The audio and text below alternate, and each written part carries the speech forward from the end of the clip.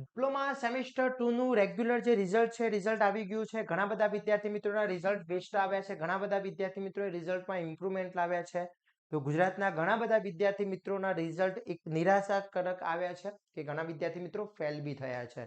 ઘણા વિદ્યાર્થી મિત્રોના જે રિઝલ્ટ છે એ અનએક્સેપ્ટેબલ છે, યાની કે એ વિદ્યાર્થીઓના મેસેજ આવ્યા, મારા ઉપર કોલ આવે કે સર મેં સબ્જેક્ટ્સમાં મેં પ્રોપરલી લખ્યું હતું તો બી મને નથી લાગતું કે હું ફેલ થઈ શકું, તો હવે મારે શું કરવું જોઈએ. તો આજના વિડીયોમાં આપણે અલગ અલગ વસ્તુની ચર્ચા કરવાના છે. સૌથી પહેલા એ ચર્ચા કરવાના છે કે જે વિદ્યાર્થી મિત્રો ફેલ થયા છે એ વિદ્યાર્થી મિત્રોને રીએસેસમેન્ટ આપવું યા રીચેકિંગ આપવું, આ બંને વચ્ચેનો ડિફરન્સ શું છે. બીજી વસ્તુ કે જે તમારા રિઝલ્ટની અંદર એસપીઆઈ અને સીપીઆઈ આવ્યા છે એ બંને શું છે. થર્ડ વસ્તુ કે જ્યારે તમે સેમિસ્ટર 2માં જે ફેલ થયા છો એનું રીમિડિયલ એક્ઝામ ક્યારે આવશે, અને જે વિદ્યાર્થી મિત્રો પાસ થયા છે એમના માટે અમારી ટીમ એક સરપ્રાઈઝ લઈને આવી છે. તો આ સરપ્રાઈઝ શું છે એ બી આજના વિડીયોમાં આપણે ચર્ચા કરવાના છે. તો ચેનલ ઉપર નવા હોય તો ચેનલને સબસ્ક્રાઇબ કરી દેશો, બેલ આઇકોન ઓન કરી દો, જેથી નવા વિડીયો આવે તરત જ નોટિફિકેશન આવી જશે. વિદ્યાર્થી મિત્રો, અત્યારે હાલ તમે સેમિસ્ટર 3 ની અંદર છો અને જો તમે સેમિસ્ટર 3 ના વોટ્સએપ ગ્રુપની અંદર જોઈન નથી થયા તો ફટાફટ જોઈન થઈ જશો. બાયોમાં લિંક મૂકેલી છે, ત્યાંથી તમે જોઈન કરી શકો છો અને દરેક ઇન્ફોર્મેશન મેળવી શકો છો. જોડે જોડે સેમિસ્ટર 3 ના ડેલી લાઈવ લેક્ચર્સનો કોર્સ આપણી એપ્લિકેશન ઉપર મૂકેલો છે. સબ્જેક્ટ વાઇઝ કોર્સ બી મૂકેલો છે. જો હજી સુધી જોઈન નથી કર્યો તો ફટાફટ જોઈન કરી લેશો, જેની લિંક બાયોમાં મૂકેલી છે. હવે વાત કરીએ વિદ્યાર્થી મિત્રો કે જે સેમિસ્ટર 2 નું રિઝલ્ટ આવ્યું છે અને આ જે રિઝલ્ટ આવ્યું છે અને જે વિદ્યાર્થી મિત્રો ફેલ થયા છે એ કે બેકલોગ લાગી છે, તો આ બેકલોગ માટે રીએસેસમેન્ટ આપવું કે રીચેકિંગ આપવું.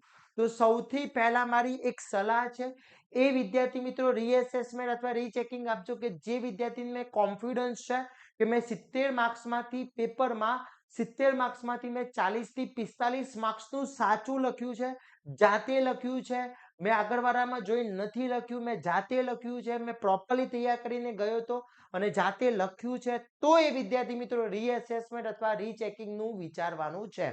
હવે જો રીએસેસમેન્ટ અને રીચેકિંગ વચ્ચેની વાત કરવામાં આવે વિદ્યાર્થી મિત્રો, તો રીએસેસમેન્ટ છે શું અને રીચેકિંગ શું છે એ સમજી લઈએ. તો રીએસેસમેન્ટ ની અંદર વાત કરીએ તો રીએસેસમેન્ટ ની અંદર સિસ્ટમ શું છે, તો જવાબ પત્રનું ફરીથી મૂલ્યાંકન કરવામાં આવે છે કે તમારી જે આન્સર શીટ છે ને એ આન્સર શીટ આખી ફરીથી ચેક કરવામાં આવશે. જ્યારે આની અંદર રીચેકિંગ ની અંદર જવાબ પત્રને કુલ માર્ક અને ટોટલ જ ચેક કરવામાં આવે છે, ફરીથી તમારી આખી સપ્લિમેન્ટરી ચેક કરવામાં આવતી નથી. સંપૂર્ણ ઉત્તર પત્રિકા જે નવી એક્ઝામિનર દ્વારા, એટલે કે સપોઝ કોઈ એ સરે પેપર તપાસ્યું છે તો હવે રીએસેસમેન્ટ જ્યારે કરવામાં આવે છે, રીએસેસમેન્ટ આપો છો તો એ રીએસેસમેન્ટ બીજા ટીચર્સને પેપર મોકલવામાં આવશે.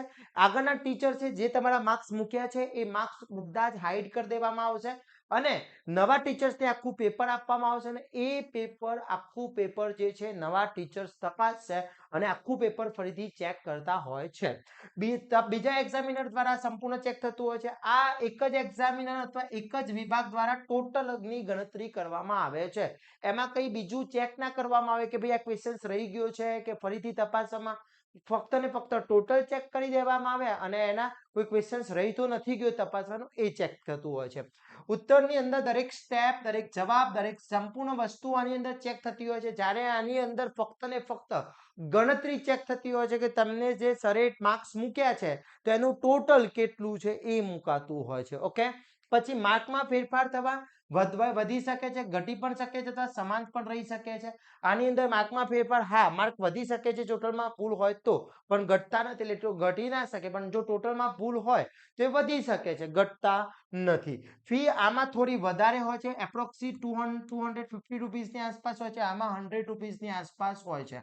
ઓકે, સમયગાળો તો આની અંદર તમે જે રીએસેસમેન્ટ આપશો એ એપ્રોક્સી 40 to 45 ડેઝ નો લાગતો હોય છે. આ બંને સેમ જ લાગે છે, આમાં કોઈ ચેન્જીસ નથી, બંનેમાં સેમ જ ડે લાગતા હોય છે, બંનેનું રિઝલ્ટ જોડે જ આવતું હોય છે. આમાં જો તમને લાગે કે તમારા જવાબો યોગ્ય છે, તમે સારી રીતના પેપર્સ લખ્યું છે અને તમારું 40 થી વધારે માર્ક્સ આવે એવા હતા પણ તમે ફેલ થયા છો, તો મારું એક જ સલાહ છે કે તમે રીએસેસમેન્ટ આપવાનું. રીએસેસમેન્ટ આપી શકો છો. હવે સમજીએ કે રીએસેસમેન્ટની લાસ્ટ ડેટ કઈ છે. તો વિદ્યાર્થી મિત્રો રીએસેસમેન્ટ તમારે આપવું હોય તો રીએસેસમેન્ટની જે લાસ્ટ ડેટ છે એ તમે જોઈ શકો છો. રીએસેસમેન્ટ અને રીચેકિંગની જે લાસ્ટ ડેટ છે એ વિદ્યાર્થી મિત્રો 27 તારીખ છે એટલે 27 ઓગસ્ટ સુધી તમે આ રીએસેસમેન્ટ અને રીચેકિંગ આપી શકો છો અને સીધું તમારે એપ્લાય કરવાનું છે વિદ્યાર્થી મિત્રો તમારા રિઝલ્ટમાંથી. તમે જેવું રિઝલ્ટ આપશો એટલે તમારે અહીંયા સીધું પોર્ટલ આવી જ જશે કે ત્યાંથી તમે રીએસેસમેન્ટ અને રીચેકિંગનું એપ્લાય કરી શકો છો. સ્ટુડન્ટ પોર્ટલ ઉપરથી કરી શકો છો અને એની ફીસ કમ્પલસરી ભરવી પડશે. Okay clear. તો આ થઈ ગયું રીએસેસમેન્ટ અને રીચેકિંગ.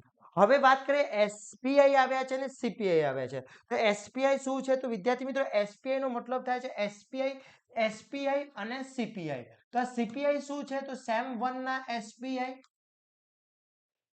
પ્લસ સેમ 2 ના એસપીઆઈ ડિવાઈડ બાય 2 કરવામાં આવે એટલે સીપીઆઈ મળે છે કે એવરેજ મળતું હોય છે. અને આ જે એસપીઆઈ છે સેમિસ્ટર પરફોર્મ ઇન્ડેક્સ છે કે તમારું સેમિસ્ટર 2 ની અંદર તમને જે ગ્રેડ મેળવ્યા છે એ ગ્રેડ તમારા બતાવતા હોય છે. Okay clear. તો આ એસપીઆઈ અને સીપીઆઈ વચ્ચેનો ડિફરન્સ છે વિદ્યાર્થી મિત્રો.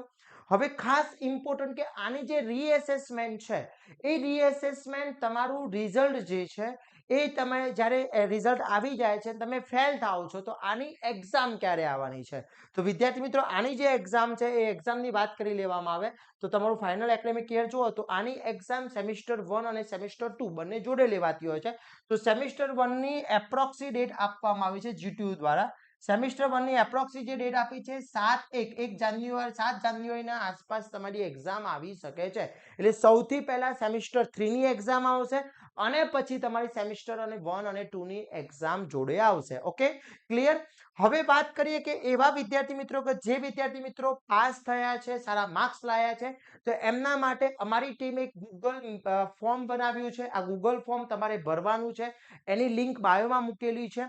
1 થી 100 સુધીમાં જે વિદ્યાર્થીઓના રેન્ક આવે છે 1 to 100 સ્ટુડન્ટ્સના જે રેન્ક આવે છે એ રેન્ક વિદ્યાર્થી મિત્રો જે સ્ટુડન્ટ્સના ડેટા આવશે અમારા જોડે એ બધા ડેટા આખા લેવામાં આવશે. એમાંથી અમે આખું અલગથી ફિલ્ટર કરી અને 1 to 100 નંબર અમે આપવાના છે અને 1 to 100 નંબરની અંદર જે વિદ્યાર્થી મિત્રો આવશે એમને અમારી ટીમ સામેથી કોન્ટેક્ટ કરશે અને અમારા ટીમ દ્વારા નક્કી કરવામાં આવશે કે વિદ્યાર્થી મિત્રોને શું શું અમારા તરફથી આપવું છે. એ હજી ડિસાઈડ થયું નથી પણ 100% એ અમે અહીંયા આખું વિડીયો જાહેર કરીશું, બતાવીશું અને એની અંદર અમે જાહેરાત કરીશું કે કયા વિદ્યાર્થી મિત્રો કઈ જગ્યાએ નંબર મેળવ્યો છે બ્રાન્ચ વાઇઝ અથવા ઓવરઓલ છે એ પ્રમાણે બી અમે ફિલ્ટરાઇઝ કરવાના છીએ. તો વિદ્યાર્થી મિત્રો તમારો જે તમને જો એવું લાગે છે કે જે વિદ્યાર્થીએ સેમિસ્ટર 2 ની તૈયારી અમારા પ્લેટફોર્મ ઉપરથી કરી હોય, ચાહે એને યુટ્યુબ વિડીયોઝ જોયા હોય, ચાહે અમારા સુપર 40 ની તૈયારી કરી હોય, ચાહે અમારા ડેલી લાઈવ લેક્ચર્સના કોર્સમાં હોય યા સબ્જેક્ટ વાઇઝ કોર્સમાં હોય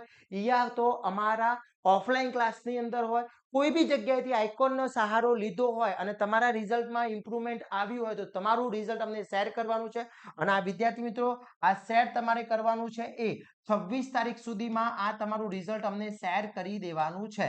આ 26 તારીખ સુધી તમારે કમ્પલસરી શેર કરી દેવાનું છે વિદ્યાર્થી મિત્રો. અને આ રિઝલ્ટ જે છે એ એનું ડિસ્પ્લે અમે 2 થી 3 દિવસની અંદર અમારી ઓફિશિયલી વેબસાઇટ ઉપર ઓફિશિયલી યુટ્યુબ પર અમે આ વસ્તુ આખી શેર કરીશું એનો વિડીયોઝ બનાવીશું અને જે વિદ્યાર્થી મિત્રોના રેન્ક આવે છે રેન્ક અમે ડિસ્પ્લે કરીશું અને એમની જે સરપ્રાઈઝ છે ત્યાં અમે શેર કરવાના છીએ. તો વિદ્યાર્થી મિત્રો ફટાફટ તમારું રિઝલ્ટ જે છે એ અમારી બાયોમાં લિંક મૂકેલી છે. વોટ્સઅપ ગ્રુપની અંદર બી અમે શેર કર્યું છે, બાયોમાં બી લિંક મૂકેલી છે ગૂગલ ફોર્મની. તો ફટાફટ એ રિઝલ્ટનો ડેટા ભરી દેશો અને એમાં તમારી ફોટોઝ અપલોડ કરવાનો છે, બેસ્ટ ફોટો અપલોડ કરવાનો છે. જોડે જોડે તમારું જે રિઝલ્ટ છે એની પીડીએફ અથવા ઇમેજ પ્રોપરલી દેખાય એ ટાઈપની તમારે એની અંદર શેર કરવાની છે. એમાં જે ડિટેલ છે ડિટેલ સંપૂર્ણ સાચી અને સચોટ મૂકવાની છે જેથી અમારી ટીમ તમને સંપર્ક કરી શકે.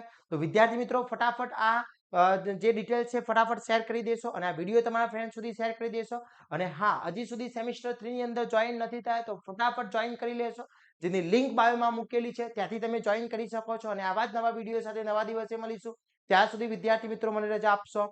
જય હિન્દ, જય ભારત.